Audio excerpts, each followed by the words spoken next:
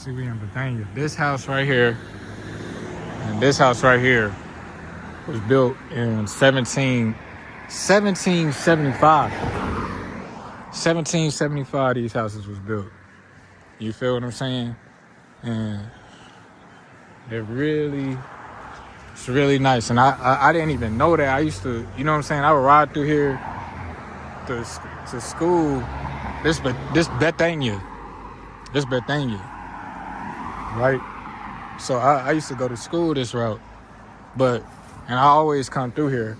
But I never knew these houses was built in 1775. That's the same year that the post office was established. Look it up. Look up when the post office was established and who established it. You feel what I'm saying? But yeah, so this old Bethania, it got a lot of history here. A lot of history. You feel me? That street up there called Dorothea Creek because the Muddy Creek flowed through here. This house might be on the joint too, but I ain't sure for real. But Dorothea Creek flow, let me see. It's flowing from here. It may go back through here. I'm not sure. But nonetheless, you know, that's a lot of history out here, man. If I really had the time, I'd just come out here and just I would love to do tours out here. You feel me? Cause I done discovered some back trails up in there. They got trail. It's a trail. Let's see. Did I walk it? It's a trail back there. They got an orchard. It's a hidden trail back there. And so these trees, if they could speak, man, they'll tell you it's all your shit. Bethania. What up, partner? What up?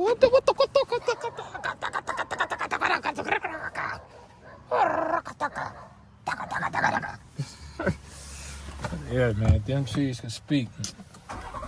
They'll tell you. They got Jane Hush Road is the next one over. I think I can go over there. I think I can. Yeah, I just wanted to get those houses, man. Built 1775. So that's a long dang. That's 250, 300. What? Was it 350? No, hold on. 250 years ago. Wow. So I got it on this 250 year anniversary. Man, 250 years them houses been there. But you know what I'm saying? They got artifacts found in Forsyth County dating back. See, that's the Moravian Star. They got artifacts going back to, you feel me? Look at that house. Now, a lot of people, when they look at these houses, they think settlers. But they're actually Aboriginal American structures. These are actually the original Aboriginal American structures. And ain't no telling how far them joints go back. You know what I mean? Shout out to Michelle McCullum with the historic district, Forsyth County. She does an amazing job with preserving these historical districts, man. She does an amazing job at doing that. See, that look like the Yemen house. The Yemen house. So this John Huss Road right here. See that? You know what I mean? Those are Aboriginal structures. You feel me? So yeah. Old Bethania. Yeah. Beehive over there. Yeah. Let me get it. So y'all know the history of Jan Hus, don't you? The martyr. He's like the Joan of Arc for Bohemia. You feel me? So Jan Hus Lane. And then they said Cornwallis. That was the Cornwallis house. That first, the White House was the Cornwallis house. I think that house was built in the 1800s. But it has so much history here. The Plank Road, the Great Wagon Road came through here. The Plank Road went all the way to Wilmington from here, from Bethania. Yeah, Lord Cornwallis. So that's the house he stayed at. Dang. Yeah, see what I'm saying? That's the Cornwallis. It talks about when he came here. You feel me? And he died in India. That nigga died in India. So did he die in Bethania? Was Bethania or Bethania in India? Huh? Questions you gotta ask yourself. There's another trail back in here too. So so the creek might run through here. Muddy Creek is the largest creek in Forsyth County. Dorothea Creek is the largest creek in Forsyth County, and on the old maps it was called Dorothea Creek, but modernly it's called the Muddy Creek. So I think this is it. That may be it. I'm not sure. You feel me? But I do know it passes through here. It starts in like near Advance, and it's coming from the Yadkin. Well, actually, it's coming from King and flowing into the Yadkin near Advance. So I don't know the mileage of it. I don't even know if they got that. Somewhere it's clocked, but it used to be called Dorothea, and Dorothea is the mirror flip of Theodore, and it means God's gift or gift from God. You know what I mean? So yeah, that's a little, Bethania history, and you just never know. Like if they do excavations out here, which they have done excavations here in Forsyth County, and they found artifacts, they found urns, they found pottery, they found bones, they found a whole bunch of stuff going back carbon dating 40,000 years. You feel what I'm saying? Cumulatively, 40,000 years. You know what I mean? The Yadkin River is that way. You feel me? So civilizations are always built around rivers. Okay? They always are built around river structures. So you gotta know when to hold 'em, know when to fold 'em, know when to walk away. And this road will take you right into town. This road right here will take you all the way into the downtown district, which is what connected, essentially. That's why they call it Plank Road, because this is what connected to Walltown Street, which connected to High Point. You'll see I should have got the Plank Road marker, but it was over there near the Lord Cornwallis marker. But that road went from Bethania, where we just left from, all the way to Wilmington, to the port. So look up the Plank Road. I'm not shitting you.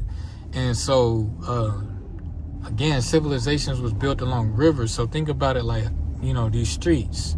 So just like Bethania is off of the street, you know what I mean? That little small town is off of this street. And then you got the school, this old town. So what's the old town? You know what I'm saying? This was the old town back here. You know what I mean? And just some more history.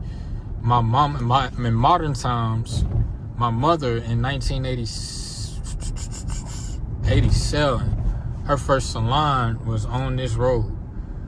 You feel what I'm saying? So like the hair salon, as long as women had hair in their head, they always had to do it. So there's always been a salon. That's always been a cultural thing. You know what I mean? Ain't nothing new. And my mama, she got old books on the history of the hair comb and, you know what I mean, how it evolved. So like I really highly recommend you get 1975, 200 years later, by Carlos A. Jones, and Carlos will sign them for you and send them out to you. Carlos is in town too right now, by the way, my brother.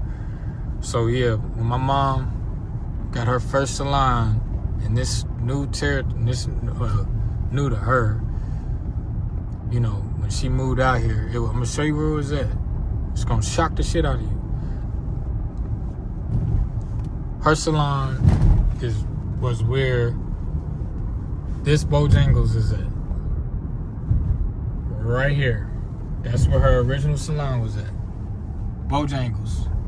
I went there one day And I told there was some brown skinned girls that was there and working, and I was like, oh, it was a lady named Darrell. She used to have a salon here back in the day. They was like, oh, like they were so surprised. She went and told her coworkers and everything. Like that right there lit my soul up. It almost made me cry for real. You know what I mean? Just how amped and excited they were to hear that. They was like, yo, this used to be a salon back in the day. Obviously, they tore the original structure down and built the Bojangles over it. But yeah, and also here where you see these trees over there, that's a hidden grave. That's a hidden cemetery over there. A lot of people don't know that. Okay. Also, the creek that runs through here is in modern times on the modern maps it's called the Mill Creek. But when you look at the old maps from the 1700s, it was called Jones Creek, and I think we're crossing over it now. Let's see. Yep. So, Jones Creek. So, and my grandma's name is Dorothy Jones, or that's her maiden name. You know what I'm saying? Her maiden name is Dorothea Jones. Right. So yeah, like back up in there, it's a cemetery back there. And they got people buried going back to the 1700s. And it's probably further than that, man. You know what I mean? By the way, they are having an event. Happy Hill is having an event on the 19th of May, Memorial Day, at the Happy Hill Cemetery. So, y'all are more than welcome to come out to that. They're also going to be doing a historical mark unveiling for that cemetery in Happy Hill in June 22nd, right? So mark your calendars, right?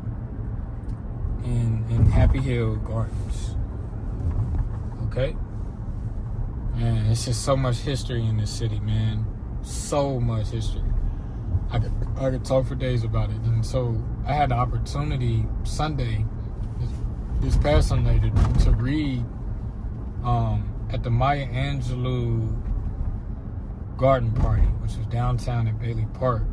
I read from my brother's book, 1975, the excerpt where it talks about my mom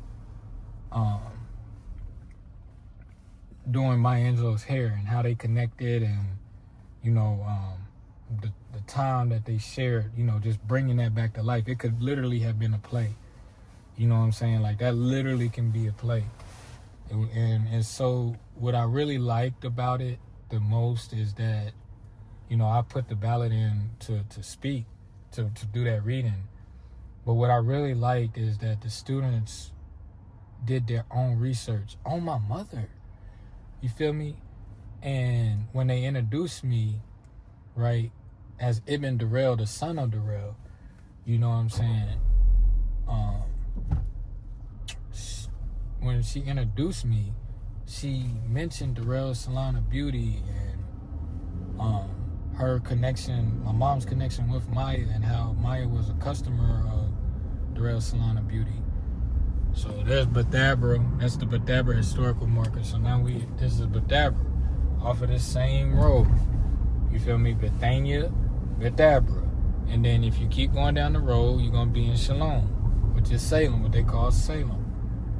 Right? Also, Highway 8 is a point of emphasis as well. Highway 8, going up into Virginia, is called the Salem Highway. And that flows down into what, the territory was called Salem. Now it's called Winston-Salem. So 8 flows into Cherry Street, right?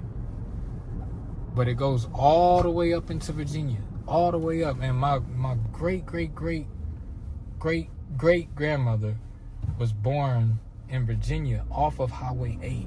Right now I'm doing research because that's as far back as we can go on like Ancestry and all of the online, genealogy websites. However, Virginia, their registry of deeds, they actually have a genealogy section in their registry of deeds, but you have to have like an account or pay, you know what I'm saying? It's kind of like a Pacer account. How Virginia, they're different from Carolina. Like in North Carolina, you can look up all the registry of deeds and all of that stuff publicly. I should teach a class on how to do that. But Virginia is different. Like, so I want to go up there and connect some more dots to see if I could go further back than my great-great-great-great-grandmother, who was born in 1842, right? So from me, I can trace from me all the way back to 1842 on my father's maternal side, right? So that's really dope. So I'm hoping that I'm hoping that one day. Also, another thing too, and it all ties in together. I hope that I could go further back, like get her mom and her grandparents, and because if I could do that, then I can go back to the 1700s. If I can trace my lineage back to the 1700s, that's how you know I've been really putting in that work. Now, this is Renota Village, okay? And my book is here too. You can get it from the book house, which is in the Renota Village. So you just type in the book house Winston-Salem and it'll come up. And you can get my alarm clock from there. All right? So if you're watching this, please just do it. It won't hurt nothing to put it on your schedule to go to the book house and get my joint from there. Right? But now here's what my thing is. And it ties to what I was just telling you about my grandmother, my great-grandmother, Sophia Adams, right? So where she's from in Virginia, they're Patrick and Henry County. I think they broke off. Like Patrick broke off from Henry, and it used to be Patrick Henry County. Okay, so there, where actually Patrick Henry on his estate, which is in Henry County, forget the name of the township, but it's called Red Hill. Okay, so look up Red Hill. Now they said Red Hill, Patrick, he had an estate like Renota, like the Renota Village. Okay, just like this. I'm assuming, I haven't been there, but I'm gonna go. Red Hill is just like Renota. We just gonna assume that. This is R.J. Reynolds' estate, right? His family's estate, right there. And if you're from the city, you probably most likely have been there before. But, he got that in the 1900s, the Reynolds, R.J. Reynolds. But in Red Hill, which is Patrick Henry's estate, they discovered that that territory was occupied by the Aboriginals of that territory long before Patrick Henry. You feel what I'm saying? Again, going back to the woodland period, the pre-lithical period. No, I probably messing that all up. But using stare decisis, meaning that things that has already been decided. So in that case, it has been decided and proven facts that the Aboriginals have occupied that estate before Patrick Henry. Now he goes back, that's the 1700s. However, that was our estate before. And again, this is where my family comes from. They come from that same region, right? So if that's true, then the same would be true for these estates. Look, these estates, okay? The Renota estate.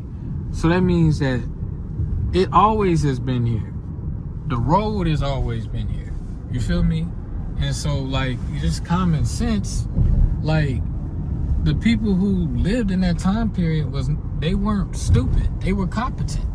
So there probably was houses just like this and people living in it. You feel what I'm saying? And this is the orphanage here. So I'm pretty sure that was before, the the settlers didn't come to this territory until 1753, all right? 1753 is when they got here. So before 1753, this place was not empty, and they got a whole theory on that about how when these settlers and the conquistadors, when they all came here, though we was here, it's a joint on Issa Rae. She got a film on Netflix or on Apple TV. I forget the name of it, where it's like she's there, but it's like she's invisible. Like she's talking to the people in the office and stuff like that, and they don't even see her. And you feel what I'm saying, or acknowledge that she's there. That's what they did with us when we came here, just so that they could make land claims, right? They like, and the way they did it, this all goes back to the Doctrine of Discovery, 1493, right? 1493 was it? The Doctrine of Discovery. And you know, the Pope rescinded that contract recently, right? So before 1753, it's a book. What's my book reference? I got a book reference.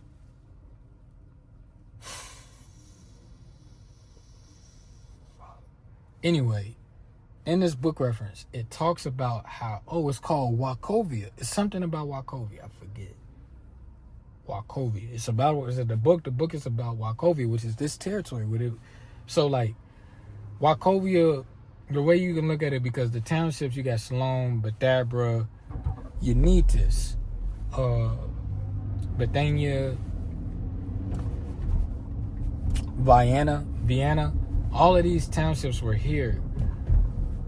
But like the region was called Wachovia. So like in modern times, that's like the county. You feel what I'm saying? And this is another point of emphasis. I think that's about Daniel Boone. You feel me? But pay attention to it.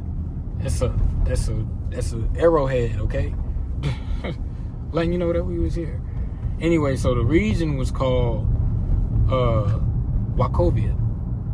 So that's like now in modern times, Forsyth County and Winston-Salem. Winston-Salem is the county seat for Forsyth County. So Salome, or the old town, which is Bethania, could have very well have been the county seat. It's called, matter of fact, it was called Richmond Hill. Richmond Hill. I know my shit, man. I know where I'm from. So, that book is called Wachovia, and I can't remember. Anywho, it talked about how when the settlers came here to the region, that they went all over the Carolinas, but everywhere was occupied. It was already occupied by Aboriginals, the Cherokee, the Catawba, the Tuscaroras, the Tortillos, the Saponi, the Occaneechi. All of these tribes made up. We were the majority. We were the majority. You feel me? We were the majority in this region. Look at them boys. They out. Long before the Winston-Salem Police Department. We was the majority. We policed our own land. In fact, they said we didn't even need police. Because they're like, now, we had our wars and stuff like that, but we handled our own affairs. And there was no such thing as land ownership. Because it's like, yo, you just set up shop where the land is in abundance. There's an abundance of land. So, and now the population has grown. It has increased a lot. You feel me? That's why they had to build up. That's why these apartments and these project units, they had to start building up. Because everything got condensed when the population grew. When these Irish and Scott Irish and German and Neanderthal, Danes, all of them started coming here. They said the police was the Polish. So the Polish, they agreed to come over here and be the police. Shout out to Uni, you told me that. Sylvia Hamlin. You feel me? So I'm about to get off here. See, we came all the way now. It's the same road. Straight from Bethania. We ain't make no left. We turned left out of Bethania Road. But here we are. This is the downtown district, which was 53 acres of land, right? That was purchased from the Moravians. Before the Moravians had it, it belonged to the Lord proprietors. Lord William Granville. You feel me? So, and in those charters, right, that started from 1578 up into Granville, 1729, 1753, so the Moravians got it. It said that the settlers or those who came here, the Englishmen, they could not own land. Very important. They could not own land, but they could parcel it out. Two big differences. That's like you having a allodial title over the deed of trust. Who you think gonna win in court?